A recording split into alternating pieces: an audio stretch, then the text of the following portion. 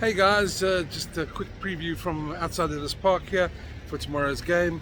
It's going to be a huge one for both teams. I think the All Blacks are increasingly desperate. We could see the last of Ian Foster if the All Blacks don't do well. But I think, there's a couple of things. The box as well. It's going to be interesting to see how they replicate this performance. I think we've had a week where the All Blacks, they did pretty well in Ellis Park, even at the scoreline. They didn't finish very well, but 25 missed tackles tells a big story on their attack as such. So the passes are sticking, but they tended to knock on a lot more passes than lot more balls than we expect of them. So they're definitely suffering a bit in confidence. But saying that, they still have a damn good team, and a hard dry field. It's nice and warm here in Johannesburg at the moment. It's going to suit them. They quite enjoy a hard running field. I think the Boks are a bit wary of that. So the one thing we did come out this week, that Yaga did say that the team did struggle a bit with the pace of the game. That's the one thing we talk about. The New Zealanders are not used to the physicality of playing South Africans, but we're also not used to the pace of Super Rugby anymore.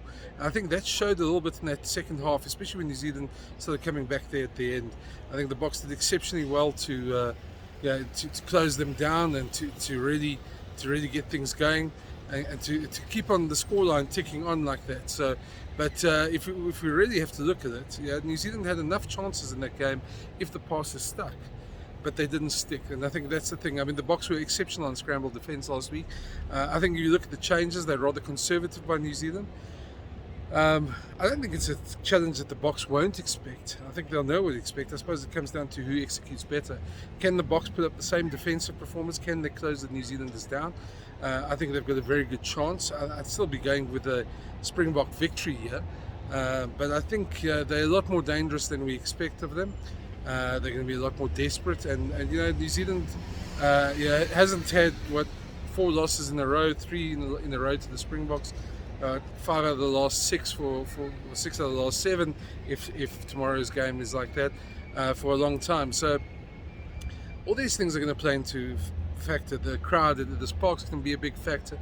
We're going to see it packed. There's not a seat to be had. I was just chatting to some of the officials here. They told me they can make a lot of money if they had to sell tickets now. So there's a lot going on. There's a lot that people can.